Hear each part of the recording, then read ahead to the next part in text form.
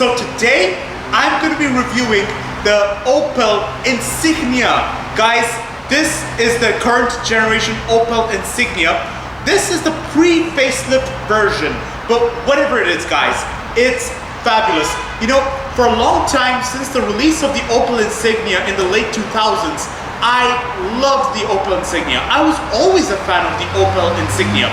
It had strong influence of General Motors because General Motors was the owner of Opel back then. And so basically there were a lot of American influence to it and Australian influence as well. Because in the United States, it was sold as the Buick Regal. Whereas in Australia, it was sold as the Holden Commodore. So here in Belgium, it's Opel Insignia. And this is what I have right here, guys. It's gorgeous to look at. I always was impressed with the styling. I always loved the equipment list and the price tag of all. This Opel Insignia is a second-hand and it costs 19,000 euros. Ooh, nice value right there. And it looks as though it's held up its value pretty well, guys. And it's from 2018, so quite good, guys. And also, it does look very... Now guys, just because I say it's secondhand, I kid you not, it's still as good value for money because look at how mint this Opel Insignia is. So guys, what are we waiting for? Let's get on with this review right now.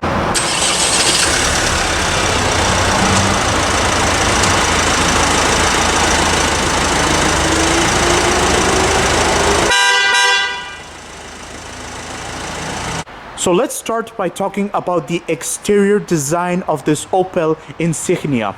Now guys, I'm very impressed and I was always a fan of it, as you all know by now. I really like the design at the front. Looks very... It has some identity because this is something Opel has been doing, especially with the chrome over here. They've been doing this for quite a long time already. You have to admire how aerodynamic it is. Just look at this line. Look at it, guys. It's like a blade. It's very good. Very good. And it's the same case on the side. A bit of simplicity and at the same time combined with some sharp edges. Now, I also like the rear design of this Opel Insignia. It's very nice.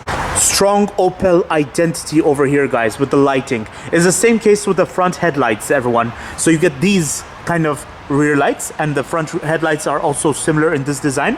And Opel has been employing this design since quite a long time already. I really like this 5-spoke wheel. It looks very nice, guys. Just look at it. Me personally, I think it pairs almost perfectly with this Opel Insignia. Now, despite being a fan of this Opel Insignia, I noticed some recurring flaws already, guys, and I shall point them out right now. So, one first prominent flaw I've noticed is that this grille is huge, but then this whole top over the aluminum, now this whole top over the chrome is actually not a grille. It's just plastic, everyone.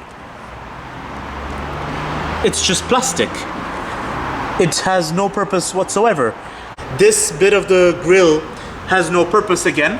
There's just this chrome trim here. But that's it, guys. I do not see any purpose. No fog lamp. No air intake. It's just there for the aesthetics. In terms of aesthetics, it looks nice. It looks appealing to look at, but yes, in terms of functionality, it's a bit questionable. Why exactly does this part of the car have an imitation of a window here when through the interior you can see that it's clearly not a window? It's just part of the C-pillar. Now this is it's a bit questionable. Like, they could have made it, you know, they should not have hesitated to color it in the body color. But okay, I mean, aesthetically it looks appealing to look at, but see, again, it has to have its purpose as well. Now let's move to the interior of this Opel Insignia. So this is the interior of the Opel Insignia.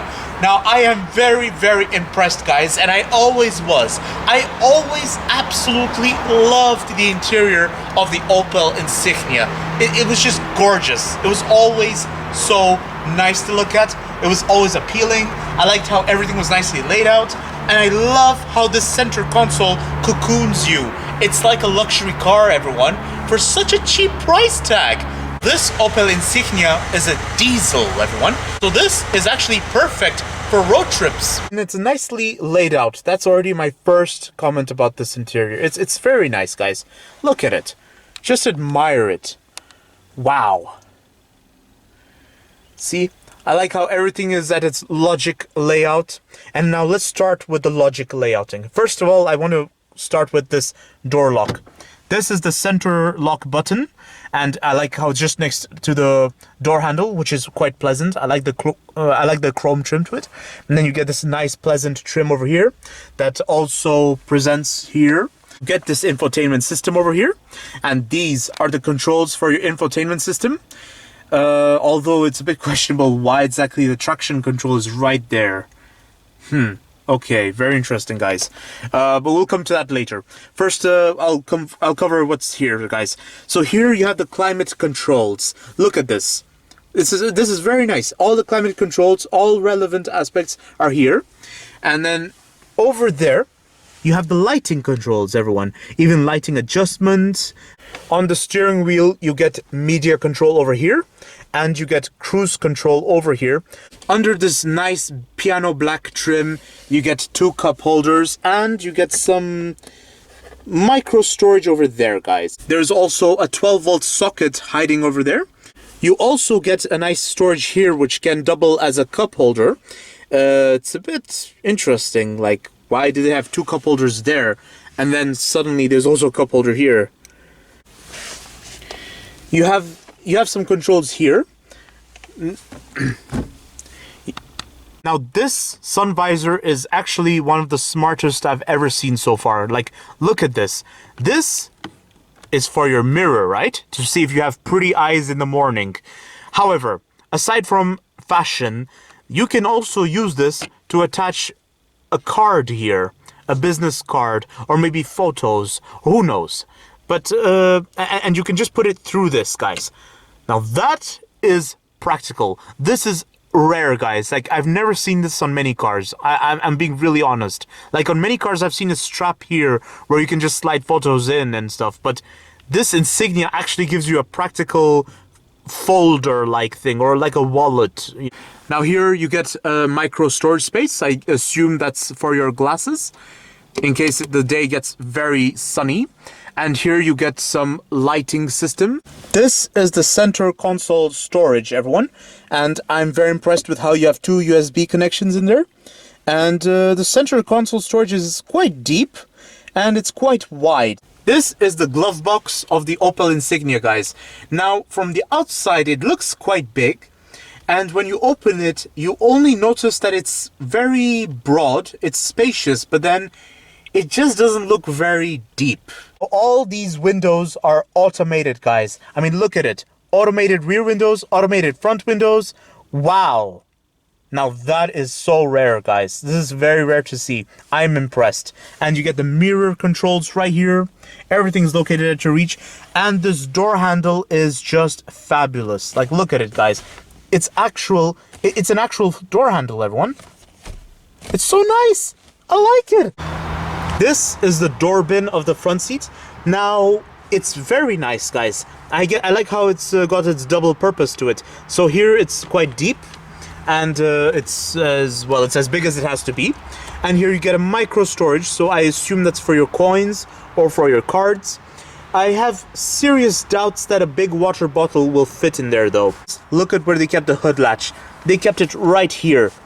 Now this is very good, guys. Now, whilst exploring the interior of this Opel Insignia, I noticed some slightly questionable aspects.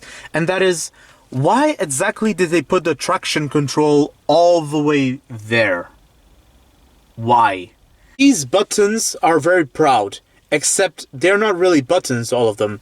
Only 2 of them are buttons, but then here, these, you get an imitation of what looks like a button, but then it's not really a button. So it's just there to kind of, yeah.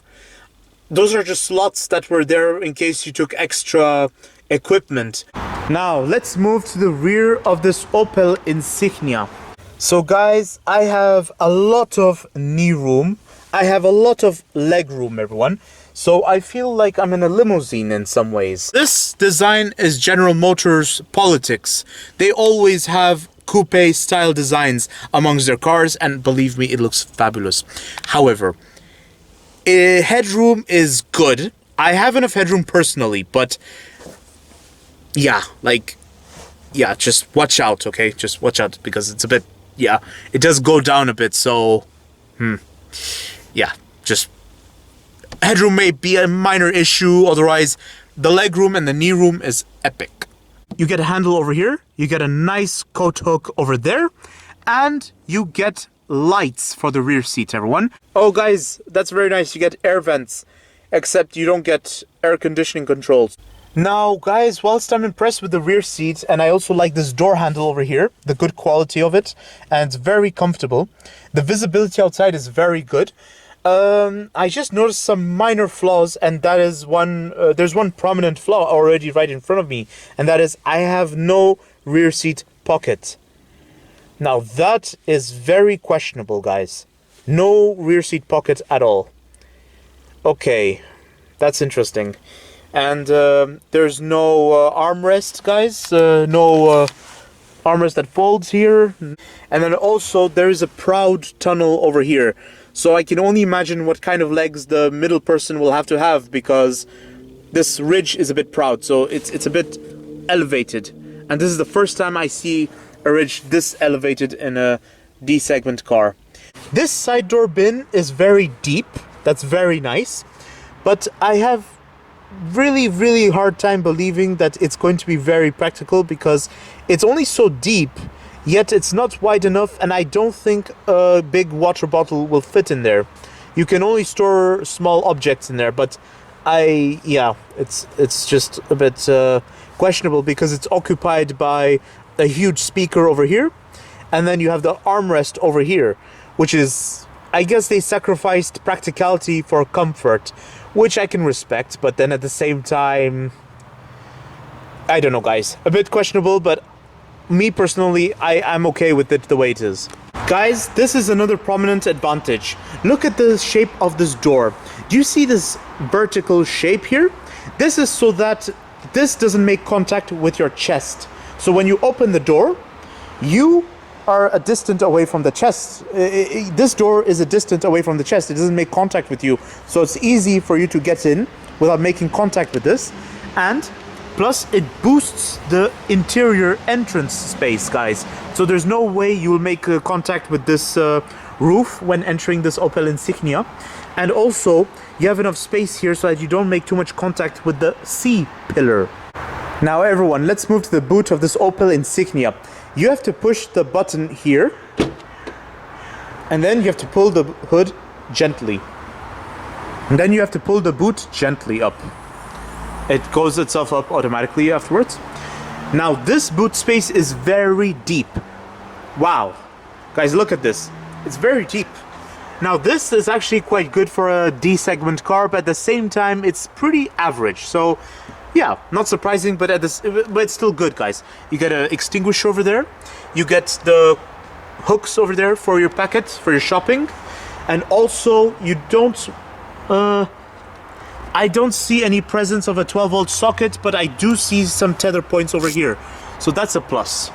And if you fold down the rear seats, it makes it very spacious.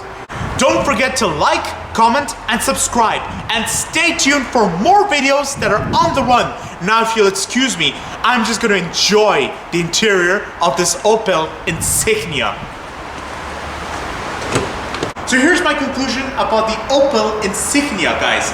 So basically, the Volkswagen Passat is good quality. The Ford Mondeo would be fun to drive. The Skoda Super would be super practical, but this Opel Insignia is great value for money, guys. I love the Opel Insignia. You know, it's a very versatile car, actually. It's got the looks, it's got some form of practicality. Good as they have to be for a D-segment car, they're not the best, but the practicality is trying, okay? At least it's got some practicality that are present, so that's a plus. And also, it does have some, well, it does have a bit of identity to it, a bit of Opel style, a bit of Opel identity. Plus, guys, the equipment list is amazing, okay? I'm very impressed. Like, first of all, I can't get over how all 4 windows are automated. Now you want my opinion of this Opel Insignia?